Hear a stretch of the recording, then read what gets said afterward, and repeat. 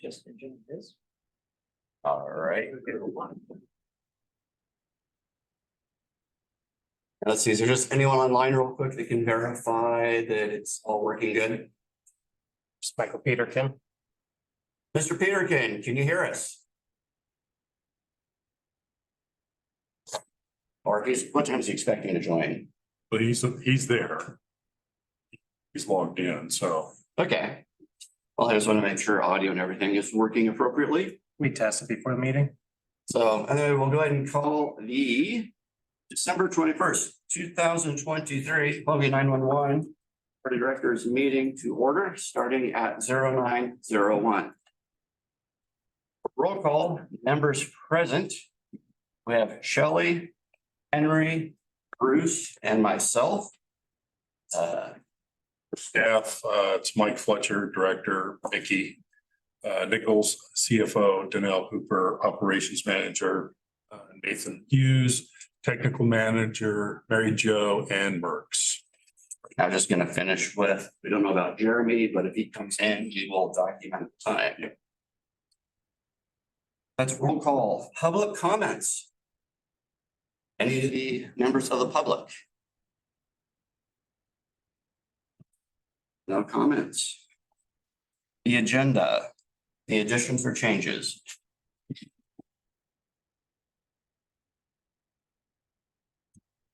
Hearing none, we'll move forward.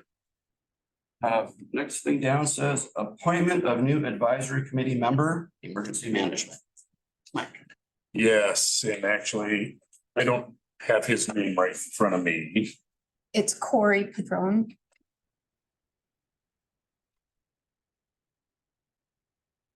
New Director of Emergency Management, and then the alternate is Sean Brown still. Copy. And because I do believe normally we do the slate via motions. Entertain a motion to approve as presented. His name again? Corey Padron. I haven't met him yet. And the alternate of Sean Brown. I move that we approve the appointment of the new advisory committee members for emergency management for the county. That's where it's. their second.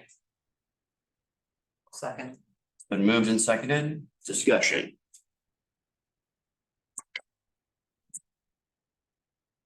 Hearing none, all those in favor say aye. Aye. Opposed? Passes. Financial reports, start with the budget variance.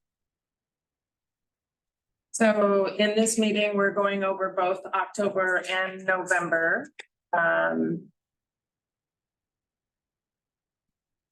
You've all read the report that I gave, but the only thing that I wanted to add to that was on our last meeting, there was questions about on the check register, the transaction number and its sequence and how it's sequenced, why it is not necessarily in order. So the transaction number is every time I do an entry, it creates the number for that entry.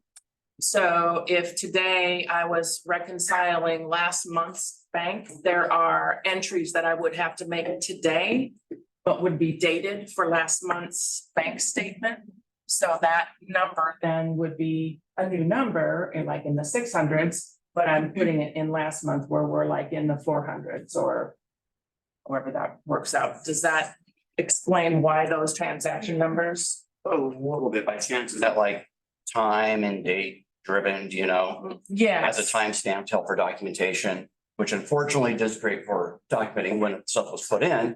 It just unfortunately gets rid of the sequential ordering that we are used to traditionally. Right, we can go to, if you also looked at check numbers, right?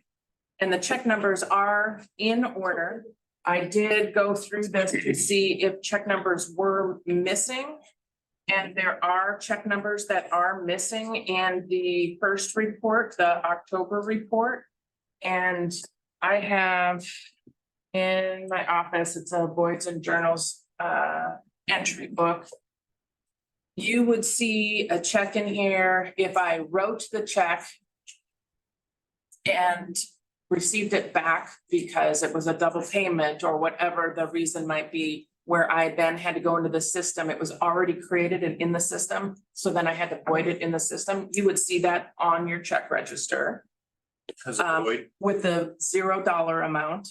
And I would try to make a note next to it of some sort, yes, and it would show up as a void. The ones you're not gonna see, which is what's in October, are checks that haven't been completed yet and have been just hand voided by me and entered, and these are all of those. So I wanted to ask, do you want me to include a copy in the report so you can see the missing check numbers and what they were written for?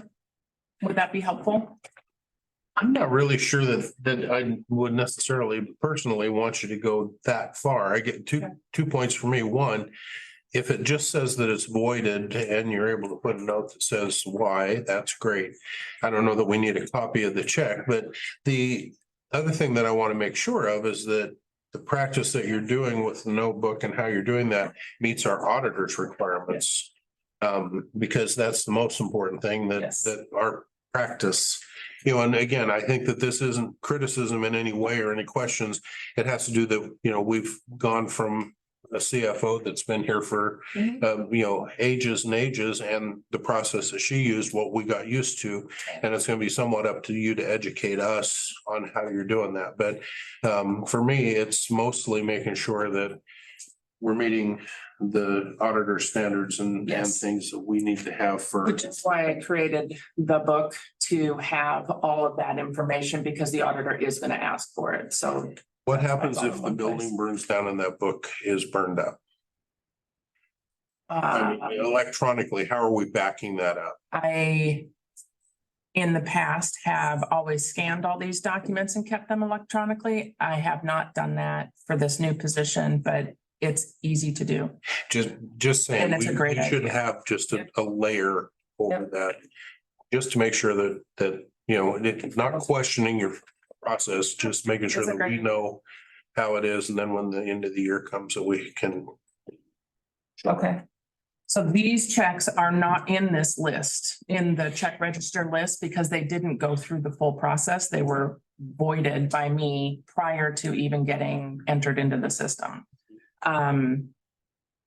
So they're not on that list, which is why I wanted to know if you wanted copies, but what I can do is enter them all, no matter what, and then just void them out. Just It's list it an as a extra void. step. Yeah, I mean, just. And then I'll note it on there, because they're not in there at all on that Because I register. mean, that, you know, there's gonna be voided checks. We do it in our own homes, you know, things happen.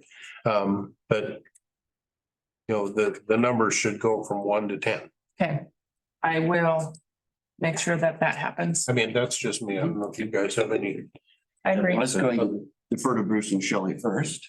Yeah, I'm all for that. Yeah, and I think it's getting them scanned so they're, yeah, not just a paper trail that we have backup, just in case something happens. Okay. Sounds, Just my thoughts are on it is, number one, confer with the auditor. Mhm. Number two, we get our budget evaluated and the award comes from who that Nancy annually gets. GFOA. Yeah. Maybe even reach out to them, make sure what they recommend for best practice. Mhm. Yeah, I'd like to see the void on here as a documentation thing, because it shows what's going on. I'm guessing that when you go back and you've updated to being voided, if it was like a return check, that you probably put something also in the memo field, you update the memo field, so that helps with, like you said, the documentation wise, if the actual check disappears. Okay. Perfect, thank you. Any other questions about the reports as they are? I don't think I have any. Minus our learning curve, how's the transition to the new system been for you? Great. I guess it brings me up another question. I heard you say there's some checks printed and some stuff that hasn't been entered yet. I know before, for a while, checks were done manually. Was curious now, do we buy blank checks that are numbered in sequence order? Or does the program put the check number on it? No, they're numbered sequence order. Okay, that's why it's nice to see the voids, because that way, when there's a misprint or something, that occurs, it's well documented. Yes, you have to void out that check because we just can't reuse that number. Because the paper itself is bad. Yep. And then eventually will the program itself, once it's entered into the program, will it then print the checks or? How does it reconcile? Because I'm curious why there's checks that are printed that may not be on the report.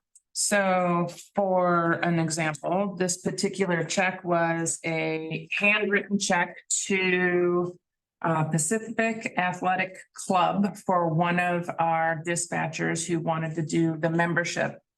It was a check written because we were not in an AP at the moment and he wanted to do that. So I wrote the check and I gave him the check to take there. He then changed his mind about joining the club and brought all back to me. So it was a handwritten check that I then hand voided and just didn't enter into the system. But I think it is a better practice to do what we just discussed in all these checks that are of this circumstance. I will get entered in there and then you'll see sequentially and an explanation with them. So I like that idea better. Perfect. In some process, that's the norm, but understanding every once in a while, there may be something, a reason why a check has to be cut sooner. And that's the process of how it would be processed. Yep. That's it for my thoughts and questions. Anyone else?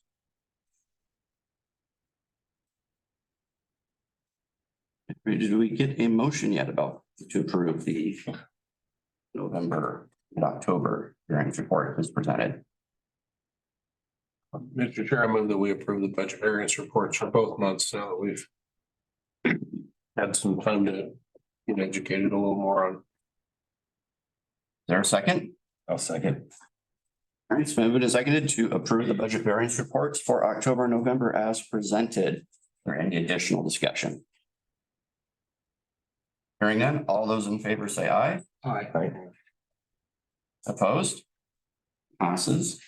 Another point of order here, I varied off the agenda. I skipped over the approval of the October 19th minutes. Back up real quick and take care of that.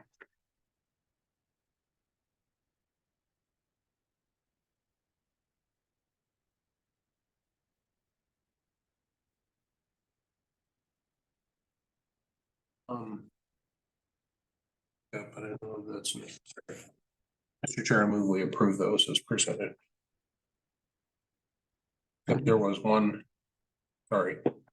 Let me retract that. There was one spelling error that I. Well, while you're looking that up, I'll see if there's a second. It's been moved and seconded to approve the October 19th meeting minutes. I'll pause a second, at least for Henry, he has. I believe that under old or other business and members' comments under Heimler, excited to see the rollout. I think roll should be spelled ROLL. Yes. Thank you. That was the only thing when I read through, I could see. All right, is there any other discussions or corrections for the minutes? Hearing none, all those in favor say aye. Aye. Opposed? Passes. Getting back on track, financial reports, expenditures. I had a question for Mike on that, Mr. Chair. Yes. Talking about the filling up that Meisner propane tank. Yep. In the hell is. Yeah. Why is it? I mean, I know it's out there ways, but even at the price we got it for, that's over double what propane costs at any service station here in town. That's just. Yeah, we caught that as well. So there were two expenses, big ones for that tank. One, the purchase of it was over $10,000. That was expected, but the fill rate was shocking. The price per gallon. And we did talk to Suburban about that. And if I recall, correct me, Mickey, they charge differently for government versus Just because they can? Yeah. apparently, versus residential. I mean, that's almost like It's we should go out for an RFP. I mean, $12 a gallon, I think, is what, Whoa. 11 something. Yeah, it was 11 something, and I got them talked down to just over half. Yeah. Yeah. I did reach out to the competitors to get quotes, Mhm. so I'm just waiting on them to get back to me, to see what they would charge us to see if we can get a better deal instead of going with Suburban. It just almost seems like if they're doing that to us. And, you know, and their excuse is, well, your government, so we're gonna screw you. That it would almost be worth it, you know, assuming we buy some propane each year, probably not a lot, but. Probably be nice maybe to do a regular procurement process and get somebody set up on a keep full. Basis or something like that, so that we could periodically Yes. go out. The only other site that uses propane is Klatsnai. And that arrangement, we share costs with ODOT. And so it's been very painless. But as we go through the radio replacement project, my intent that we get rid of all the diesel gensets and move to propane. And so with that in mind, as we increase our propane fleet, it'd be absolutely incumbent upon us to find competitive. And we, just for the record, we've had some significant issues with Suburban over the last couple of years, customer service wise, so. Well, if they can drop the price $5 a gallon just because you twist their arm a little bit. Yeah. It just goes to show that they're not really being good partners. It doesn't seem. Agreed. Yeah.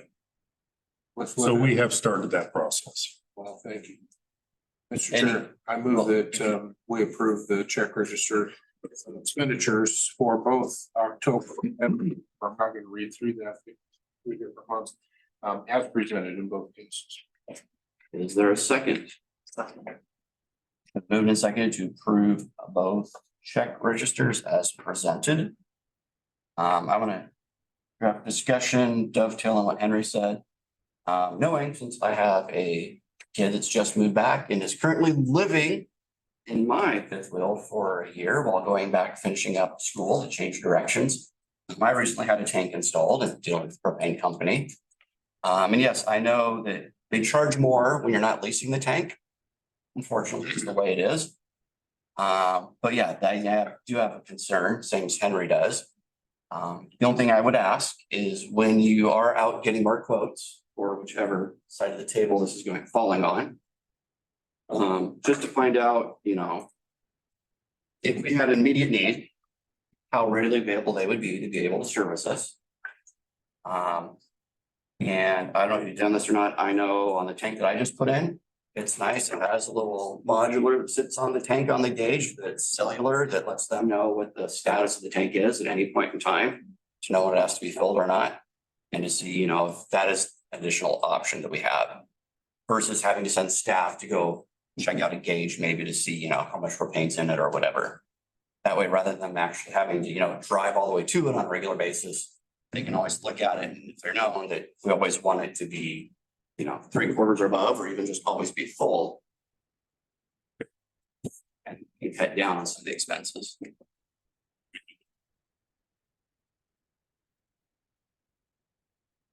Any other discussions on that propane one or any other rest of the bills? Hearing none, all those in favor, say aye. Aye. All those opposed? I see here you have a motion to transfer funds. Based on our budget. That was presented, we're gonna move $800,000 from the general fund to the equipment reserve fund and $300,000 from the general fund to the facilities reserve fund.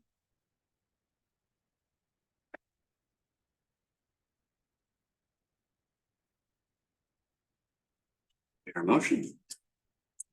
Tired of making. I'll make the motion. You can just read it into the minutes. Be great.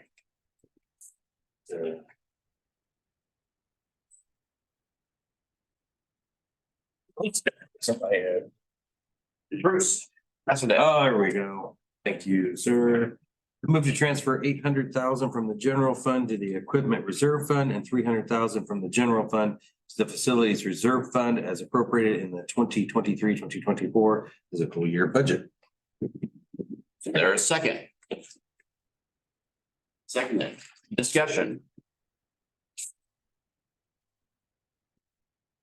Just like to point out, as stated, this is normal procedure for this time of year as tax revenue comes in, and this is transfer is as per our approved fiscal budget. Any other questions? Hearing none. All those in favor say aye. Aye. Opposed? Passes. And 2021-2022 audit report.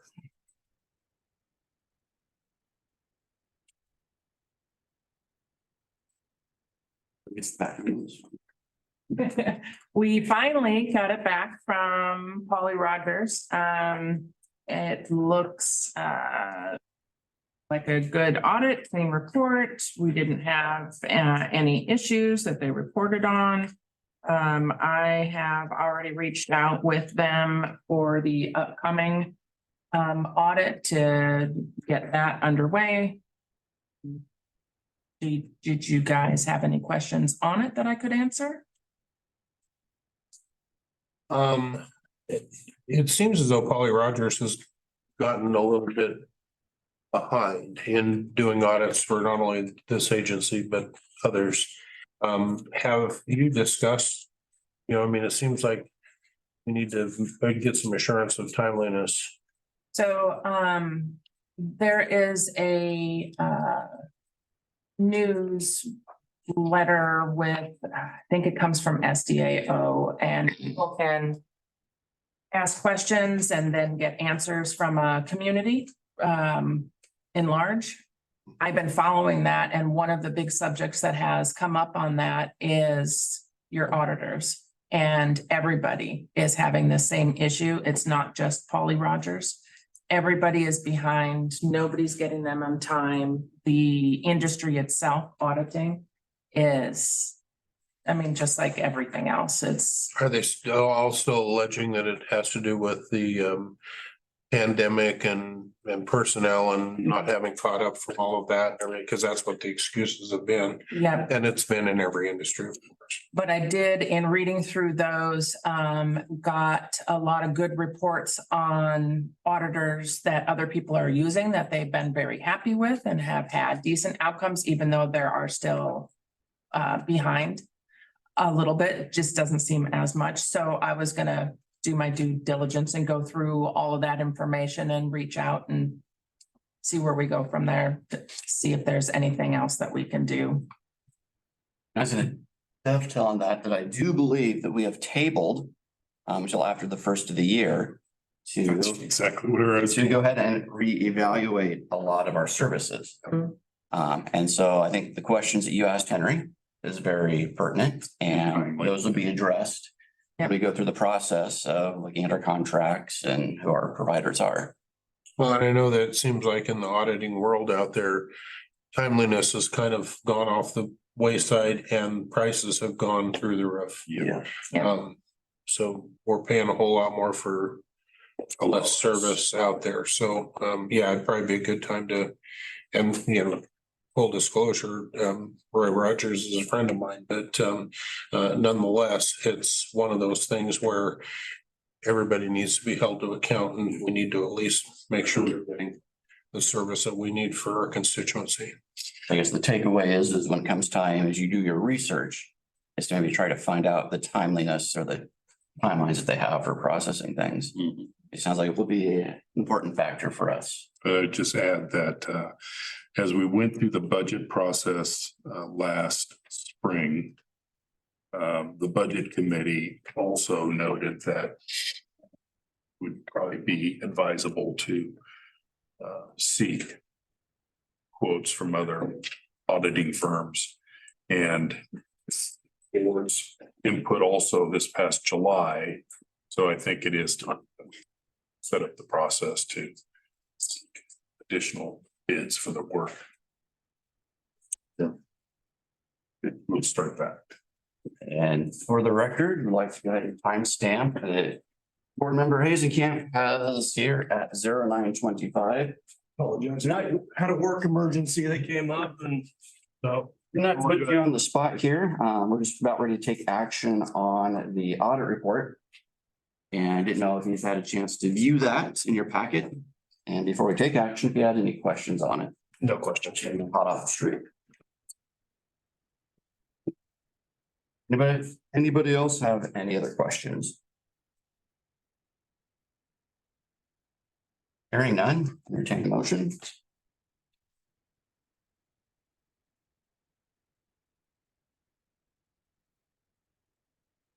Like the motion to approve the 21-22 audit report. Is there a second? I'll second. Moving seconded to approve the Polly Rogers financial report for the fiscal year ending June 30th, 2022. All those in favor say aye. Aye. Aye. Opposed? Passes. Operations manager report. We are in the middle of hiring right now. We've got applications coming in. Been happier with the number of and quality of applicants that have come in this time. It's going to close on December 31st. And it's going pretty well. Our lateral hiring, just as a reminder, remains open all of the time. Our new hire that started November 13th is doing well. She came as kind of like a soft lateral, so not a full 2 years experience, but she'd already gone through DPSST and is already medical dispatch certified. So that really is making it so she can hit the ground running in the middle of her training, and it's going really well.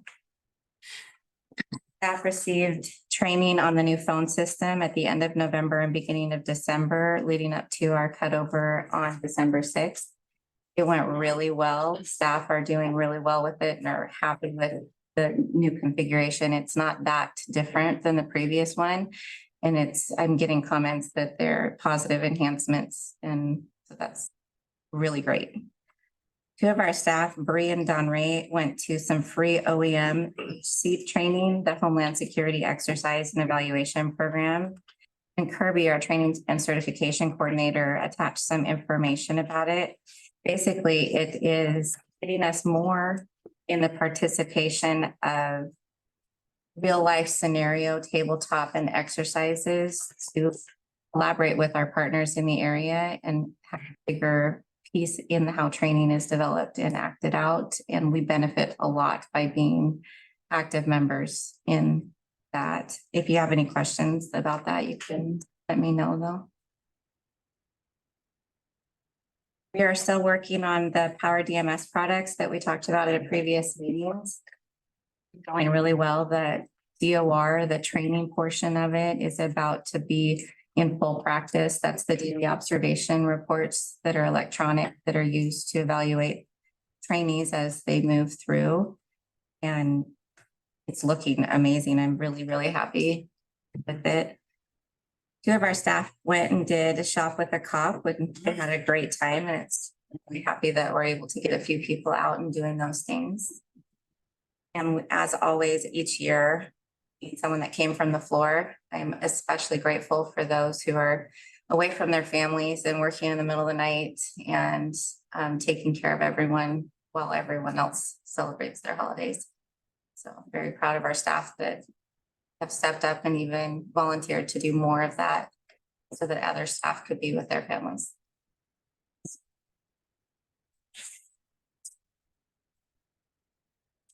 Anything to add? I will wait for Nathan's report and then I'll have some comment. A good thing or bad? Anybody does? If nobody has any questions for operations on the technical management report.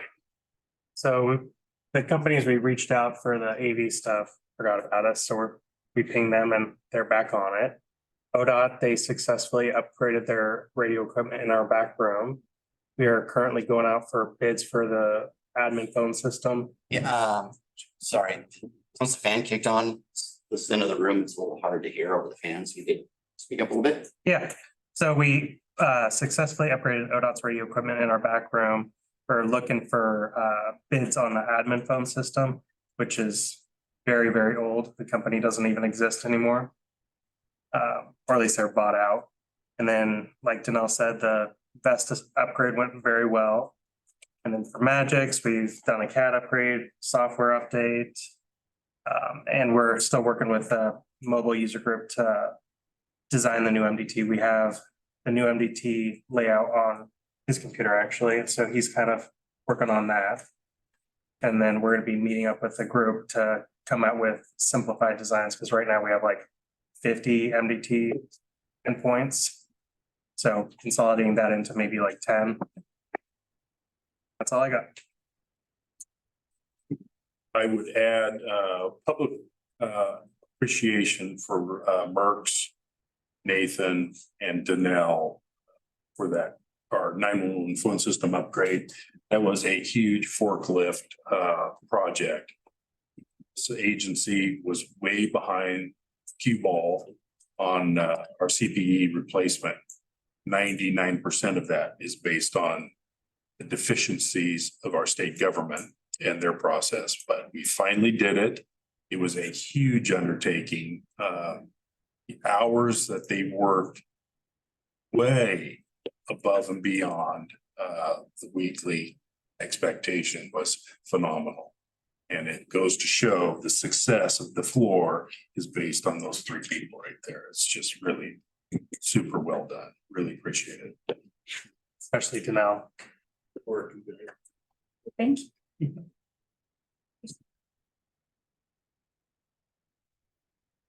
Other questions or comments? Thanks again. I know when I stopped by here once in the last 2 months, this room was all set up and employed for all the training and the phones were out. It was a pretty big ordeal. Moving on to old business. Just the radio system. Yeah. Mike. So not a whole lot to talk about. The Meisner site is complete, other than the migration of our equipment from the old shelter to the new shelter and the work on the tower. And all we're doing right now is coordinating that migration with Bay Wireless.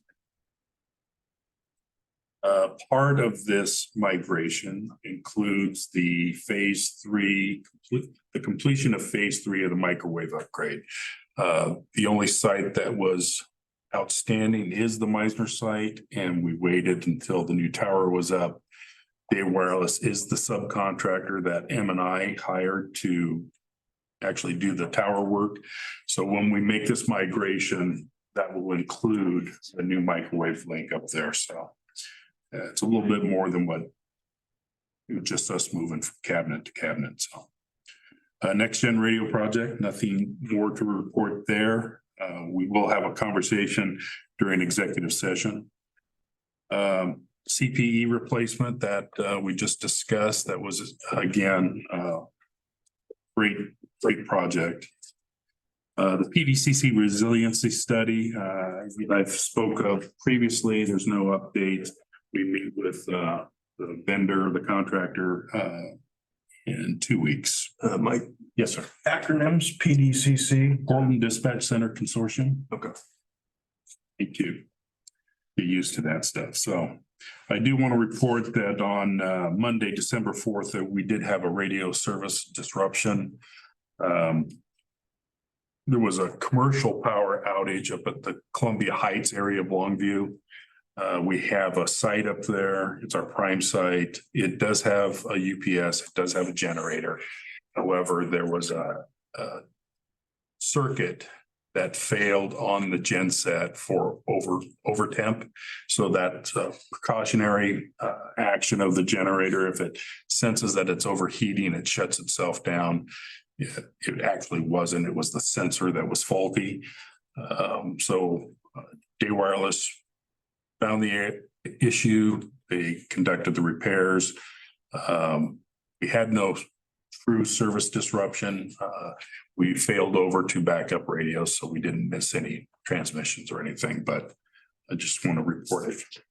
And just for clarification, we are a user on the site, correct? We are not. We don't own the site, that's correct. Infrastructure.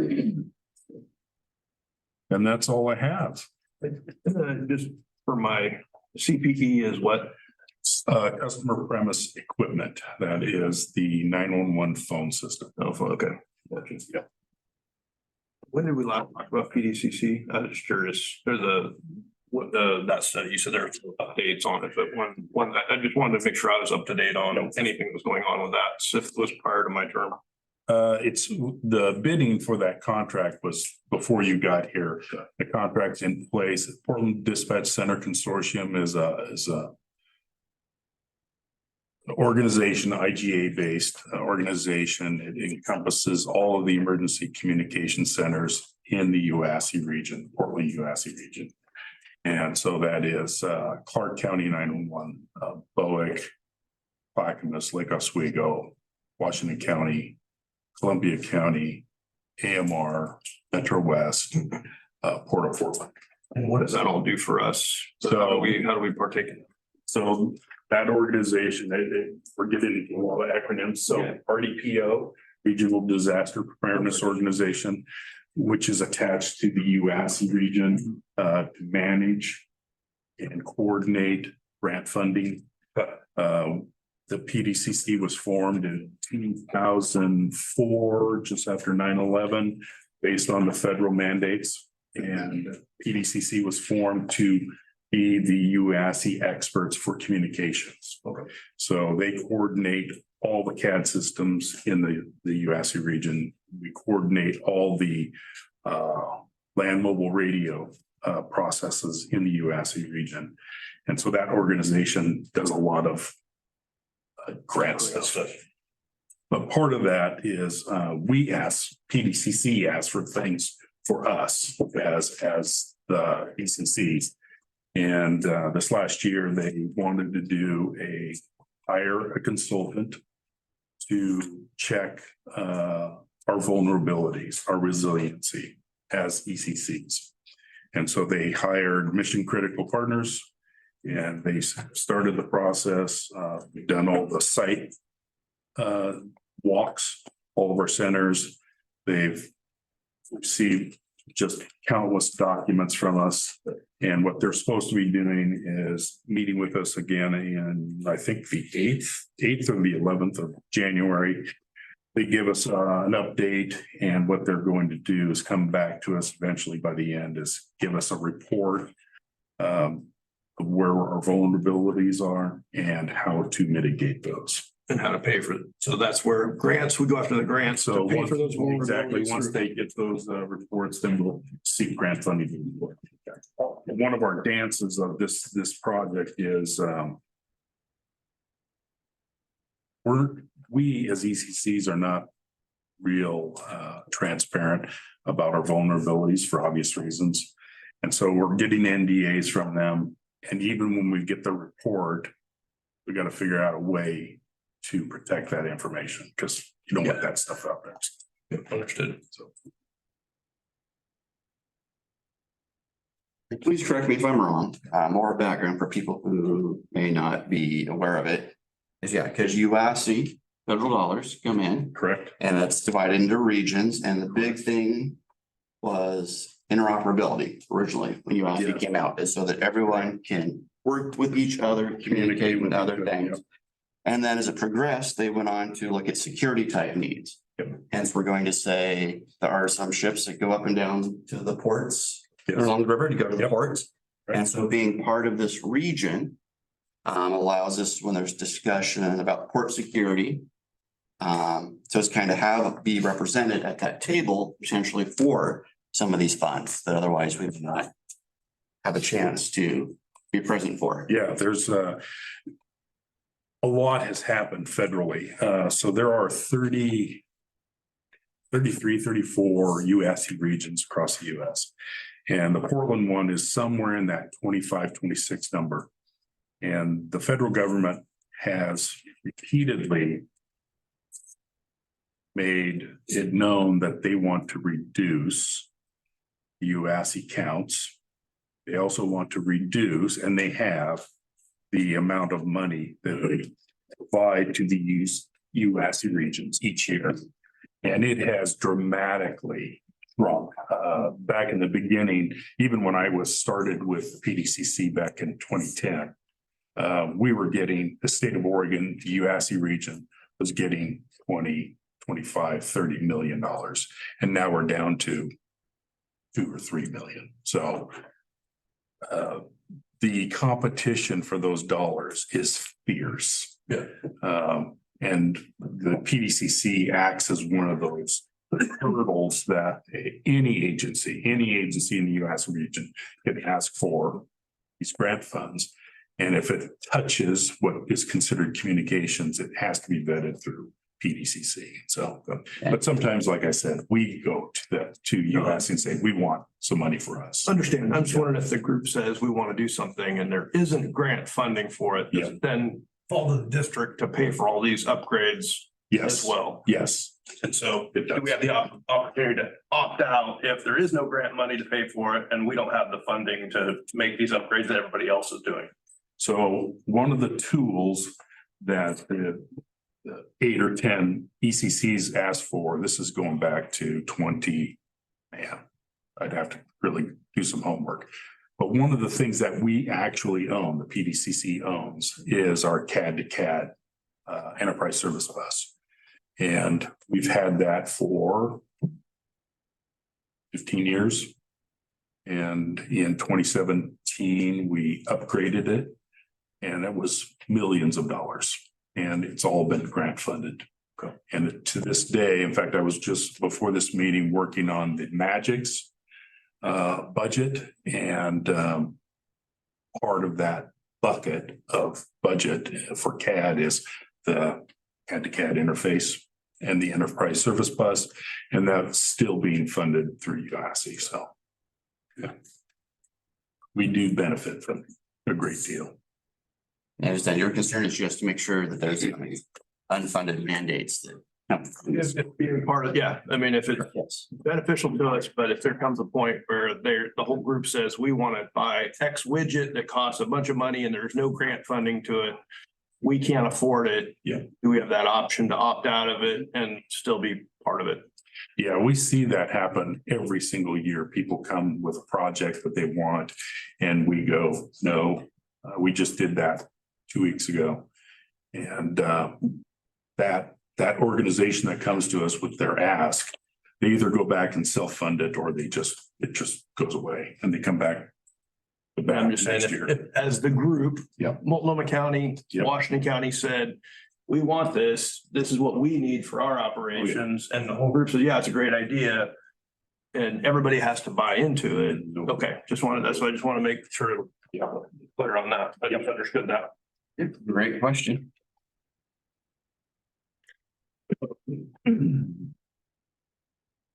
That's all I had, sir. Right, anybody else have any questions? Let's see, Mary Jo, you've been asking people about the SDO conference for February 8th and the 11th. I need to tell you that, yes, I'm a go. Did you want any of the pre-conference? Not this time. Jeremy, were you gonna do pre-conference or do you know if you're going?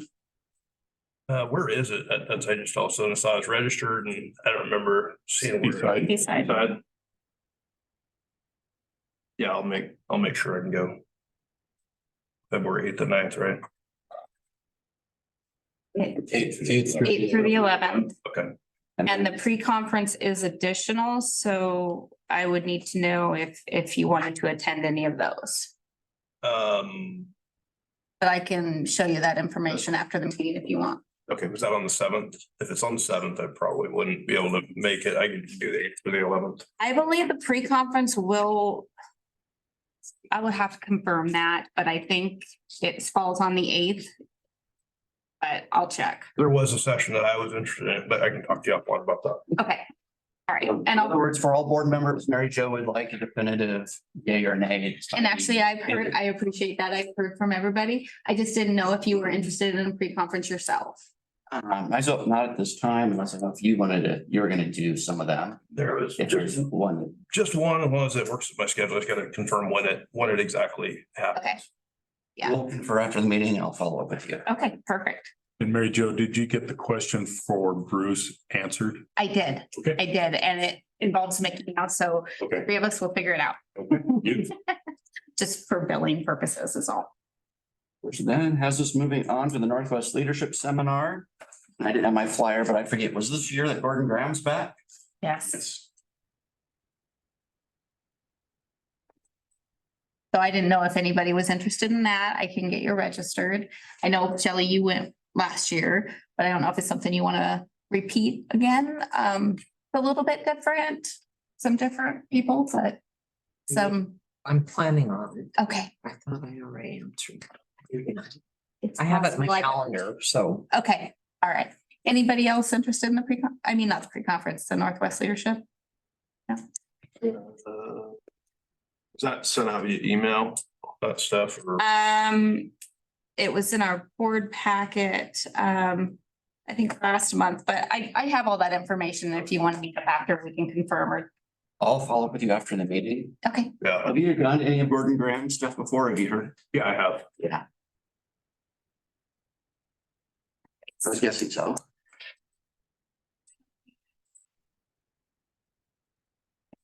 that's good. I see, is there any other old business? No, sir. Right. And I see no new business. There is an executive session on the agenda. There is currently no action to be taken afterwards. Do know, might that change after That the might executive change. session? It might change, yes. Okay. So if there's no other new business, we will go ahead and go into executive session under ORS 192.660 subsections 2H for discussion with legal counsel. We will announce when we are out of executive session. Questions? None. Okay, the recorder turned off. So, waiting real quick. That's right. So we're exiting executive session at 11:47. Okay. Do we need a quick restroom break before we resume? We're gonna power through it. I'd suggest power hour. All right, okay. And if you can, please make sure, since I told the public, we would poke our heads outside. If they're outside, let them know. Oh, hold on.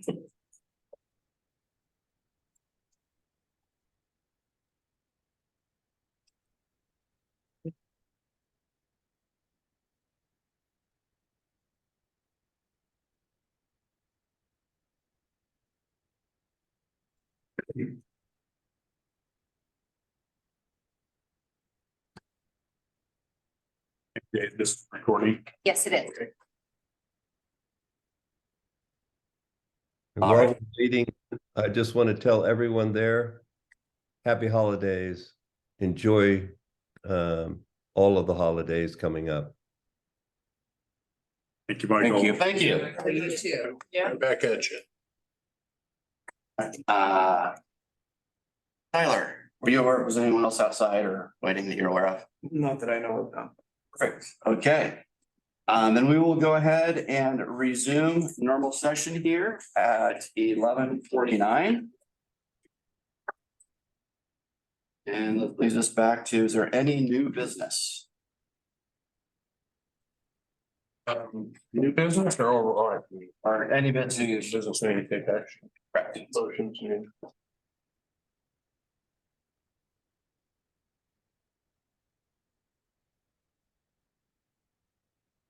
And if, I guess I will entertain a motion. Oh, I know, I was just gonna go ahead and do that for you. If you'd like me to. Go for it. I would move, Mr. Chair, that we approve, this resolution that, we've discussed. That, do you want the whole declare emergency title and that in it, Mike? probably. Okay, this is a resolution to ratify board actions, declare an emergency and continue LMR support project, which in essence has 3 bullet points. One is the federal engineering phase 2 contract for additional related services with the effective date of April 27th, 2023, and that amends the February 25th, 2021 related services federal engineering contract is hereby ratified. Bullet point 2, the federal engineering phase 2 contract completion date is extended to April 30th, 2024 to allow completion of federal engineering phase 2 work. And bullet point number 3, which may need a little bit of brushing up, but this is Henry's language, would have federal engineering put out an invitation to bid to all agencies for bidding on our radio contract, federal engineering to evaluate proposals, fees not to exceed $250,000. That was the initial cap for the phase 1 and phase 2 projects. Other words that I should have said in there. Is there a second? I would just amend, I would, as a lawyer, I would amend the word agency to vendors. And that it's not new money. It's just to be clear that it's phase 2, phase 1 cannot exceed 250,000. And that board is authorizing federal engineering to take additional work and will be paid for that work to issue an ITB and review any proposals that they receive. For those invitation to bid, I guess just because acronym, we got, I was hearing a lot of acronyms. Yeah. So an invitation to bid, extend an invitation to bid for the other vendors, removing the requirement or the other equipment stuff. It's the Motorola equipment requirement. Yeah. So that they have extending the specifications to other vendors and inviting them to bid. Correct? And then, I mean, it's clear enough. That's kind of what I said, but without all that stuff. I mean, obviously, other vendors aren't going to have access to said equipment, so. Do you? For the You got that sakes, cleaned up enough to where it's and for sakes of Mary Jo, she has it cleaned up as that was discussed. So you're ending your motion? I'm not sure that it needed amending. I think we just plugged in some words and some clarifications. It doesn't go outside of the intent of my initial motion. And as you seconded, Shelley, you still stand behind that? Okay, it's been moved and seconded as discussed. Discussion. Are we gonna get a timeline? I will Okay. ask Effie, yes. Because we talked about obviously hoping that they could come in sooner than that April. We absolutely will make that happen. Cool. Is there any other discussions? All right, hearing none, all those in favor say aye. Aye. Aye. Opposed? Passes. Next on the agenda, agenda items, January 25th. Anyone have any new?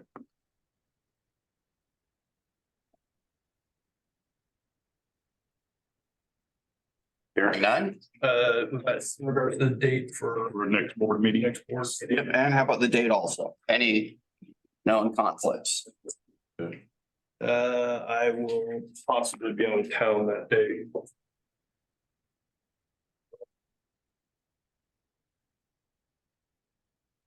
Issue. All right, 25th. Yeah. So it is a Thursday. Yeah. It'll probably be a different work schedule, but I think I should probably be able to come at the time or make arrangements to make the meeting. Either way, though, it sounds like there should be a quorum available to be present. Great. Are there any staff concern on the date? Obvious conflict scheduled on the calendar? Okay. And any other business? Hearing none, member comments. I'll start the last, Kelly. I would just like to wish everybody happy holidays, Merry Christmas, be safe, and we'll see you next year. Thanks for all your work. Henry. I'd just like to say thanks, Michael, for herding us through all the process of our legal stuff. Thank you. I appreciate the work that you've done for us this last year and really like working with you and you being our representative for a lot of that. Staff, thanks everybody for all the work on the phone system and getting everything up and running. I know that's a huge undertaking. Anytime we make a switch over like that, it's like, you know, you start out herding cats and you end up with piles of equipment and all has to work when you get done and without achieving any major customer service problems. So good work. Thank you all for all of that work. Mickey, thank you for helping to educate us a little bit each month. We knew that there was going to be growing pains. I'll say pains from my perspective, because you get used to one thing being the same way for, you know, ever and ever. And it's sometimes difficult to change, but you've made that process pretty easy. And I really appreciate the work that you've done to do that. And of course, once we get used to that and we see a few more of those awards on the wall, we'll all be in good shape. So work on that. To everybody else, Merry Christmas, Happy New Year. Enjoy this season. It snuck up on me this year because we've been on vacation and it seems like we've missed out on all the cool fundraisers and Christmas parties and things that we normally participate in. So we won't do that again during this season because it was too odd, but nonetheless, take some time with your family and friends and enjoy yourselves. It may not be snowing and all that kind of stuff, but the reindeer will still come. And have a great season out there. Thank you, Mr. Chair. No, nothing. I want to thank everybody for their hard work and, I'm glad to see that we're able to send this stuff out to get other vendors to, have a look at the specifications. I think that's a good move forward going forward. So again, thanks everyone. Thanks, Peterkin, for your time, a long meeting here. I know we've run a little extended. I think it was a very constructive meeting, especially since it's our last one of the year. I think we're at a good point for moving forward here. Our next meeting, and wish happy holidays, the whole gambit for whichever unfolds in your pocket for the holiday season. You know, there. And with that, we are adjourned.